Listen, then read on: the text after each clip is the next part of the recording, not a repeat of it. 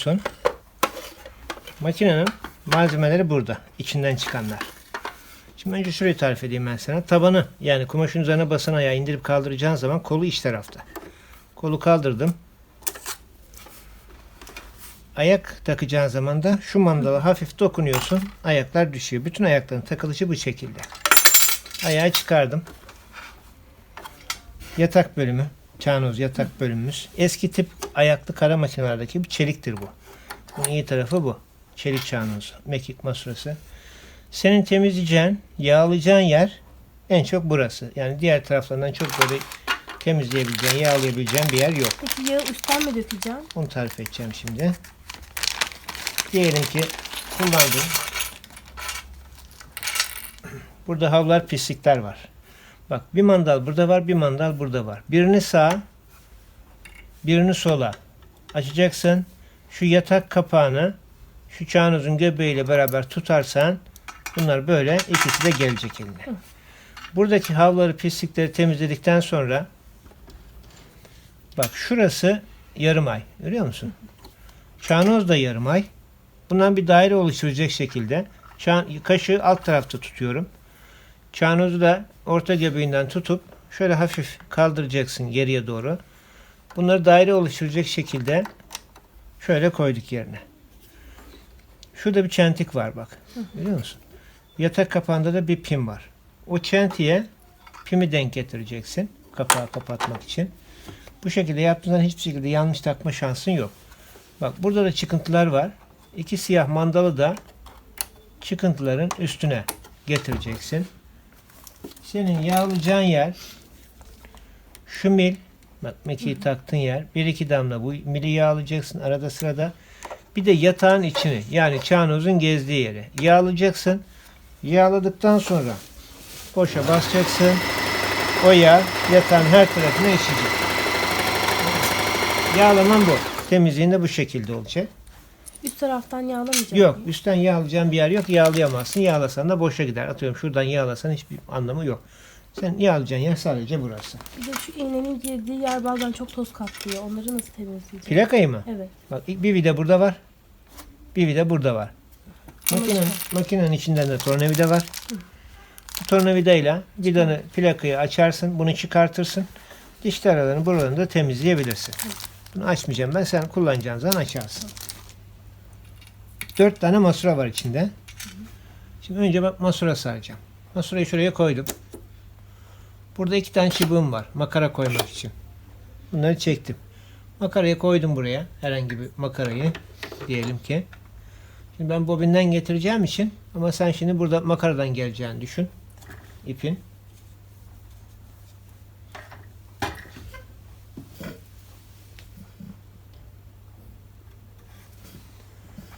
Bak kesik kesik çizgi var.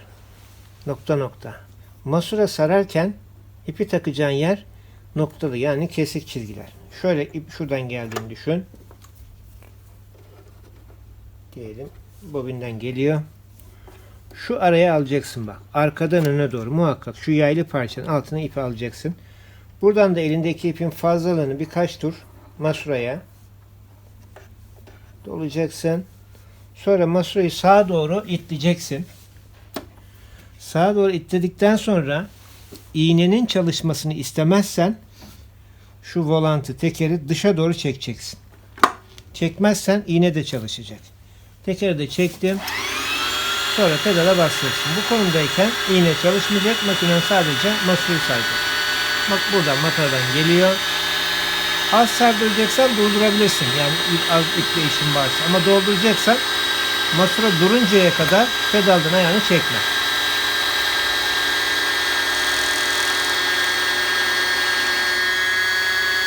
Durdu. Masura sarma işim bitti. Masurayı sola itledim. Buradan aldım.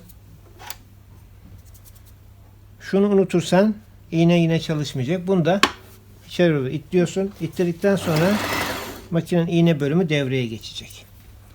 Bu sardığın ipi masuraya şuraya koydum. Mekiğin içine. Bak şu çentikten alacaksın. İpi muhakkak yaprağın altına alacaksın. Bak şuraya alacaksın. Bu ip böyle mekik asılı kalacak.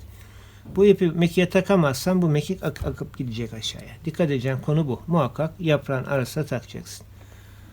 Mekiğin gagası var. Bak şurada da çentik var. Bunu da yanlış takma şansın yok. Bunu buraya koyduk mekiği. Eline bastırdık. Çıt diye yerine oturdu. Şayet şu mandalı tutarak takarsan çıt diye ses gelmeyecek ama mekik yine yerine oturmuş olacak. Alt bölümü bu şekilde. Kapağımı kapattım. Şurada paça ve kol dikeceksin ihtiyaç halinde. Gömlek kolunu, pantolon paçasını buraya takacaksın. Sana dikiş esnasında bu sana bir kolaylık sağlayacak. Döndürmek için. Diğer işlerde bu aparatı buraya takacaksın. İğneler klasik, kesik, yani bir tarafı düz, ev tipi dikiş makinesi iğnesi. Vidayı öne doğru gevşettim. İğneyi çıkardım. İğnenin bir tarafı düz, kesik. Düz yer arkada kalacak. İğneyi makineye takacağın zaman. Yerine koyacaksın iğneyi ve iğneyi itleyeceksin gittiği yere kadar. Bir noktadan sonra zaten bir dayandığı bir nokta var oraya kadar. Sonra vidayla iğne düşmeyecek gibi sıkabilirsin. Yani illa tornavidayla aşırı güç uygulamana gerek yok. İğne tutsun yeterli. İğne değişimi bu şekilde. Bunlar içinden çıkan iğneler. Normal ayağı takarken diğer ayaklarda dahil. Bak şurada bir pim var. Pimi tabanın tam altına denk getiriyorsun. Taban kolunu aşağı doğru indireceksin. Bak. Yerini bulunca kilitleyecek. Bu sayede yerini bulmazsa ayağı kilitlemeyecek. Onun için muhakkak yerini bulacak. Bunu da taktık. Üst ipini takarken de ayak yukarıda olsun. İğneye gelinceye kadar.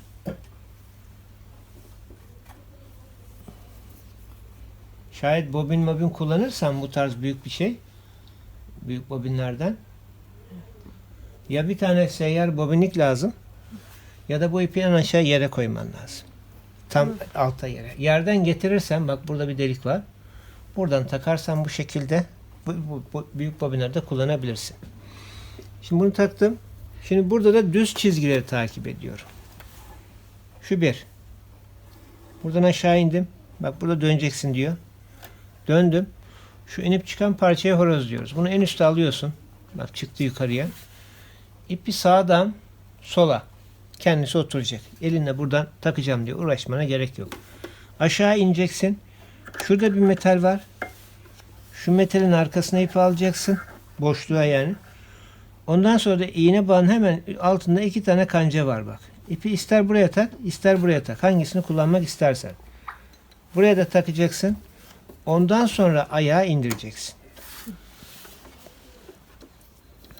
İğne bak en üstte olacak. Aşağıda falan olmasın. En üstteyken şurada bir iplik takmak için aparatım var.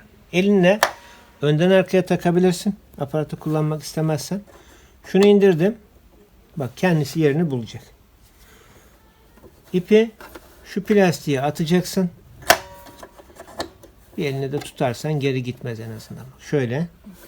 Sonra bu ipi bak iğneyi görüyorsun değil mi? İğneye dayayacaksın ve hafif yukarı şöyle alacaksın ipi. Sonra çekeceksin parçayı.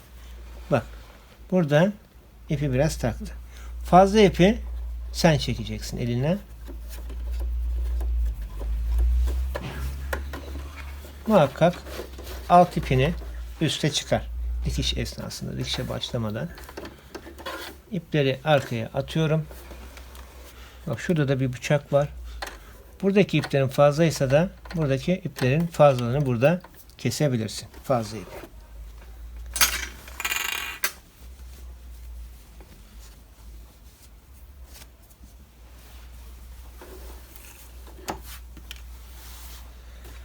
Bak burada siyah olan işler var. Bir de kırmızı olan işler var. Siyah olan işler bildiğimiz klasik dikiş çeşitleri, pikoları filan. Kırmızılar da kordeneli, kalın dikişler. İleri gerili dikiş çeşitleri. Şimdi ben normal dikiş yapacağım zaman bak düz dikiş A diyor. En soldaki düğmeyle buradan yapacağın işi seçeceksin. Şu an A'da zaten. Yani makinem düz dikişte. Ortadaki düğmeyle adım mesafesini belirleyeceksin. Yani onu çalışınca daha iyi anlatacağım. daha sık mı çeksin, seyrek mi çeksin? Onu belirleyeceksin. En sağdaki düğmede de bak zigzag düğmesidir bu zigzaglı işlerde normalde.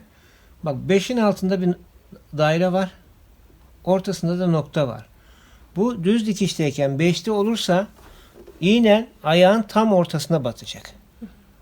Şayet bu 5'te değil 4'te 3'te bir yerdeyse iğne yavaş yavaş sola doğru kaymaya başlayacak. Bak. Kaydı en sola. Bu 5'te düz dikiş. Bu 2'de bu da A'da. A'ya geldik. En sağdaki düğmeden siyah dikişi yapacaksam şu adım mesafesi düğmesi 2, 3 nerelerde bir yerde olacaksa burada aynı zamanda ileri gerisi dikiş sağlamlaştırması. Buradan 1'den 4'e kadar istediğimiz boyda adım mesafesini belirliyoruz. Zigzag yapacaksam B'de bak zigzag geçtik mesela. B'ye aldım. 5'te en sağdaki makine 5 milim zigzag yapacak şu anda. Sana 5 milim eninde zigzag yapacak. Aynı şekilde zigzag sık istersen yine düğmem bu. Bak şurada inceden uzuna bir çizgi var. Bu bütün işlerin adım mesafesi. Bak şurada da dardan genişe doğru bir zigzag var arada. Şu en sağdaki de yapacağın işlerin enini belirliyor. Rakamı düşürüyorum. Biraz daha düşürdüm. Yaptığım zigzag 5 milim daha sık hale getirdim. Zigzagın enini dar istersen de yine en sağdaki düğme rakamı küçültüyorsun. Hani dikişte 2'ye al dedin ya. Bu sefer bunu düşürdüğün zaman da zigzaglı işlerin enini dar yapmış olacaksın. Sarma gibi, dantel sarma gibi gayet güzel sana zigzag ve sarma yapacak. Bak ayarda bu. Görüyor musun? Üstteki ip biraz köşelerden inecek. Bu şekilde. Diyelim ki üst ipliğine bir ayar gerekti. Sen bunu muntazam elde edemedin. Üst ipini sıkıp gevşeteceğin düğme de bu. Rakamı büyütürsen bu ipi sıkıyorsun. Evet. Rakamı küçültürsen de ipi gevşeltiyorsun. İplik ayarı yapmak gerekirse mesela biraz önce 4'te gibiydi. 1'den 2'ye alma. Gevşeltmen gerekirse 1'den 2'ye alma. Yavaş yavaş düşür. İplik ayarını öyle yakala. Kumaşın altına bakarak. Çok ihtiyaç olmuyor. Genelde 4 gibi bu işin ideali burada. Şu ana kadar bak yapılan işlerde hiçbiriyle tansiyon ayarıyla oynamadım. Bu dikiş ve dikiş çeşitleri. Burada ilik ayağım var. İlik yapacağız diyelim. Şu arka tarafı açılıp kapanan bir malzemedir bu. Şöyle elinle açıyorsun, kapatıyorsun. Kullanacağın düğmeyi Düğmenin yanında var aslında. ver. Yani düğme ne koyarsan sana makine koyduğun düğme neyse onun boyunda ilik açacak. Bak şimdi şöyle bunu dikeceğin yer var ya, bu belki tutmayabilir. Onun için hayır küçüğünü vermene gerek yok. Şöyle yapacağım. Bu zaten çok oynamaz çok. Düğmeden buradan boyunu belirlersin. Kilitleyemesen bile bak düğmeyi boyunu belirledim. Bak çıkacak gerçi ama şöyle de şunu deneyelim.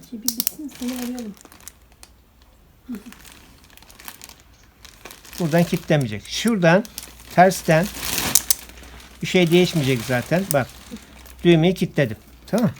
Düğmeyi kilitledikten sonra düğme arkada kalacak. Ayağı makineye takacağın zaman şurada bir pin var. Aynı şekilde nasıl dikiş ayağını taktıysam tabanın altına denk getiriyorum. Kolu indirdim. İp çıktı. İğne yukarıda.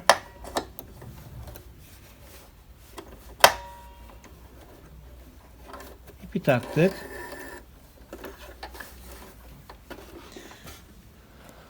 Bak şurada ilik düğmem var. Burada da iliğin sıklık seyrekliği var. Şuradan iliğin sıklık seyrekliğini belirleyeceksin. Buradan da sağdaki iliği yapacak. Soldaki de yeni bir ilik yapacağım zaman kullanacağım. Resetleyeceğim. Başa döndürmek için. Arkada bir kol var bak. Bunu muhakkak aşağı çekmen gerekiyor. Şununla iğneyi ip taktım. Bunu da arkaya çektim. Şu plastiğin arkasına koyacaksın. Bunu kesinlikle buralarda üstlerde bırakmayacaksın. Bunu buraya koydum. Normal ilik şeyine geldim. Bir de sıklık seyrekliğini. İlik yaparken de boş kumaşta dene 1-2 sefer. Sıklığını seyrekliğini daha iyi belirlersin. Şimdi makineyi kullanınca anlayacaksın nerelerde daha güzel ilik yapacağını ama ilk etapta 1-2 denemeler yap boş kumaşta. Bu şekilde iliği daha muntazam yaparsın. Tabanı indirdim. Tabi ilik ayağının herhangi bir kesik yeri yok. İpi şöyle bir tut. Şöyle ilk hareketi bir ver makineye. İp bir bağlasın. Ondan sonra pedalına bas. Burada dikkat edeceğin konu da şu.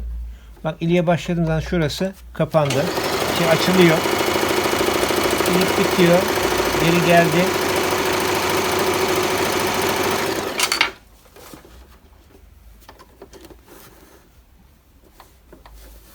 İşte geldim. Şu çıtı yapacaksın. Tekrar geri geldim. İlik. Mesela ben şimdi bu ilikten 10 tane açacağım. Her seferinde resetlemem mi gerekiyor? Evet, her seferinde mekanik makinelerde başa döneceksin.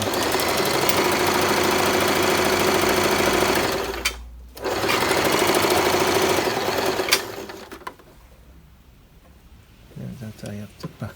Zigzag düğmesi 2'de bırakmışım. İliğin bir tarafını güzel örüyor, bir tarafını dikiş şeklinde geçiyor. Bunu da 5'e alacaksın iliklerde. Bunu da unutma. Hemen bir tane yapalım. Daha iyi anlaşılsın. Biraz önceki iliği iptal ettim. Yarım kaldı. Tekrar geri geldim. Taban aşağıda.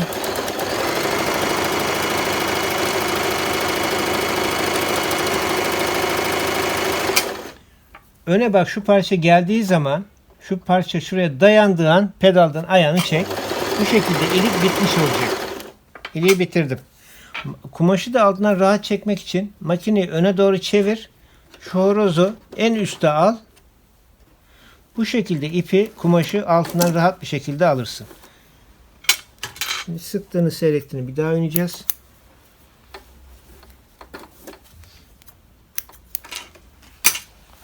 Hani dedim ya boş kumaşta önce bir iliğini dene diye. Şimdi iliği ben biraz daha sık istiyorum dersen düğmem bu. Biraz daha sıfıra doğru aldım. Üst ipini biraz gevşeltiyorum. Bak 4'teydi, 3.5'a gibi aldım. Tekrar iliği yapacağım ama şunu unutmayacağım. Çıt. Tekrar geri. Şimdi aynı hareket bir daha. Şurası zaten açılıyor. Kapandığı an pedalın ayağını çekiyorsun. Durdurdum. Makineyi öne doğru çevirdim. Altından kumaşı aldım.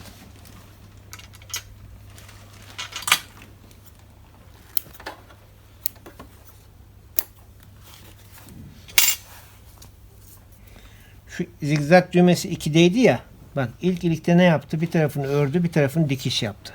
Zikzağını vermedi. Muhakkak zikzak düğmesi de 5'te olacak ki iki tarafında örgüleri eşit olsun. Sıklık seyreklik sana kalacak. Sonra sökücü iliğin arasını açacaksın. Eline batırmadan yarıya kadar sök. Kumaşını çevir. Diğer tarafın başlangıcına batır. Sonra ucunu buradan çıkar. Diğer tarafını da kesebilirsin. Bu aynı zamanda yanlış bir şey yaparsan, tabi her dikişte olmaz ama sökmeye müsait olan dikişlerde sökücü olarak kullanacaksın bunu. Bu da içinden çıkan bir malzeme. İlik işim bitti. Kolu düz çekmiştim aşağı. Tekrar bunu düz bir şekilde aldım yukarıya. Ayağı düşürdüm. Şunu kaybetme. Bunu da kapattım. Bu ilik ayağı. Fermuar ayağı. Sağ sol çift taraflı fermuar ayağı. Bunda ister buraya kilitliyorsun, ister bu tarafa kilitliyorsun. Çift taraflı olduğu için kilitledim. Makinen muhakkak düz dikişli olsun. Yani A'da olsun. Zigzag düğmesi 5'te. Sonra konumdayken sağ tarafa kilitlediğim için Kumaşın fazlalığı dışarıda kalıyor. Fermuarın dişi burada boşta kalıyor. Buradan fermuar kumaşı ekliyorsun. Diğer tarafı kilitlediğin zaman da bu sefer kumaş içeride kalacak. Fermuarın dişi de dışarıda boşta kalacak. Bu sağ sol çift taraflı normal fermuar ayağı. İçinden çıkan. Bak burada teflon plastik bir ayak var. Üzerinden çıkan ayakla aynı özellikte bir ayak. İşi daha rahat göreyim. İşim daha sık bir iş yaparken daha rahat kaysın dersen o zaman bu ayağı takarsın. Normalde üzerindeki ayak bu. Bu da işi görmen için ve sık bir iş yaparsan bu ayakla çekişte problem yaşarsan bunu rahatlıkla tak. O zaman makinen çok rahat bir şekilde çekecektir. Şu gizli dikiş ayağı. Şu parça vidalı. Şurada da bir tırnak var bak. Bunu çevirdikçe bu tırnak sağa sola doğru kayıyor. Sen nasıl gizli dikiş? Makineye taktık. Diyelim ki bir kumaşa kat yapacaksın. Şöyle şurada bir kat yapmak istiyorsun. Etek gibi işte ne bileyim pile gibi bir şey yapmak istiyorsun. Katladığın yeri şu dile dayıyorsun.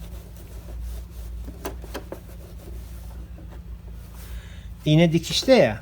Dikişte de tam bu şuraya denk getirmen lazım. Yani kat yerine getirmen lazım. Onu da bak şu parçayı iğneyle oynama. Böyle çevirdiğim zaman şu an yakalamayacak gibi. Şu vidayı kullanıp şu parçayı biraz içeri alıyorum. Bak biraz içeri aldım. Kumaşı biraz daha sola kaydırmış oldum bu şekilde. Sen şimdi bu kat yaptığın yeri şuradan kaçırmadan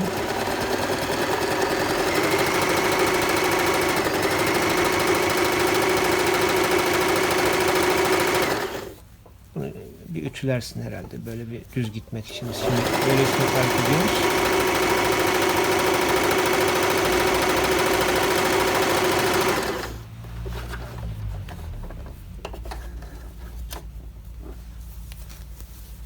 Şimdi bunu diktim buradan. Bunu katladım bak. Burada bir kapak yapmış oldum. Aynı zamanda da kapağı açtığım zaman da dikişin görünmeyecek. Şu kenar kıvırma. Bu da biraz el ustalığı ister.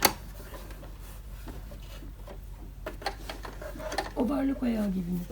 Eşarp kenarı gibi kıvırmayı düşün. Overlock ayrı bir konu.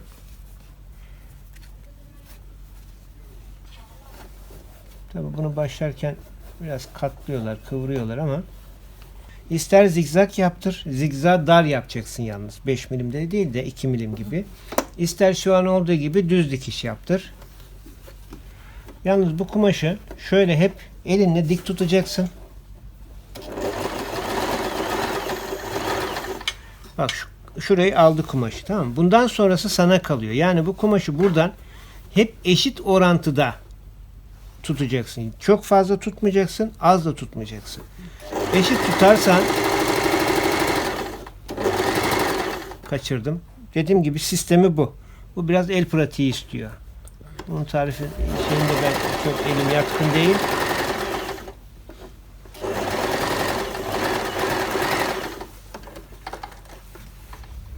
Şu pisliğini de içine alacak. Şurası gibi. Bu biraz el ustalığı, el pratiğine giriyor. Ama yapılış, kullanış pratiği bu şekilde. Bunu gelen işçiler çok iyi yapıyorlar. Elleri alıştığı için aynı işi yapa yapa. Şu düğme dikme ayağı, bu çok zor. Bunu sen elle düğmeyi diksen daha iyi. Bunu kullanırken dişlileri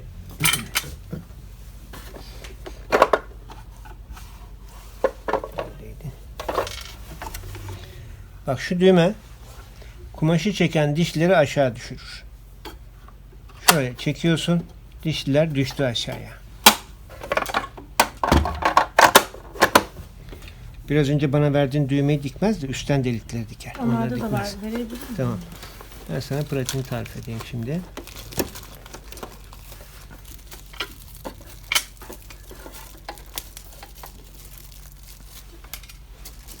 Şimdi bak. Dişi düşürdüm. Ayağını al. Önce kumaşı, sonra da düğmeyi koyacaksın. Çok hassas bu konu. Düğmeyi koyduktan sonra B'ye zigzag geliyorsun. Zigzağa geleceksin. Zigzag genişlik düğmesiyle de iğneyi düğmenin deliklerine çok net ayarlaman lazım. Bak şu an çalıştırırsam iğneyi kıracak. Bu biraz el pratiği istiyor. Orada gerek yok. Evet, bu biraz bak. Ama bak dişi düşürdük. Düğmeyi ayağın altına koydum. Normal B'deki zigzagla da kullanacağın düğmeyi ayağın altına koyduktan sonra düğmenin deliklerine zigzagını sen belirleyeceksin. Bu biraz riskli ama yaparım. İşi, makineyi öğrendikten sonra yaparsın. Buraya vurdurursan iğneyi de kırar. Düğmeni de parçalarsın. Ama kullanışın sistemi bu şekilde.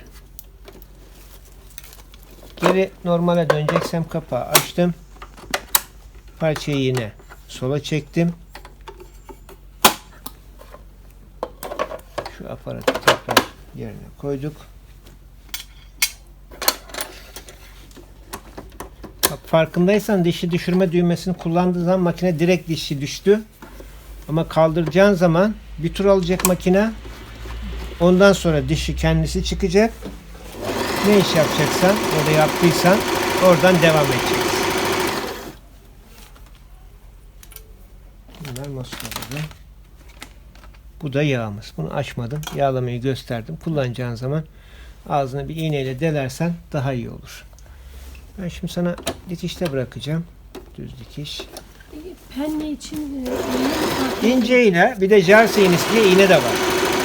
Bunun içinde şu an o var, ince iğne. Orada sıralı iğne. İnce iğneyi tak, dikebilirsin. Özel jersey iğnesi de var. Hayırlı olsun.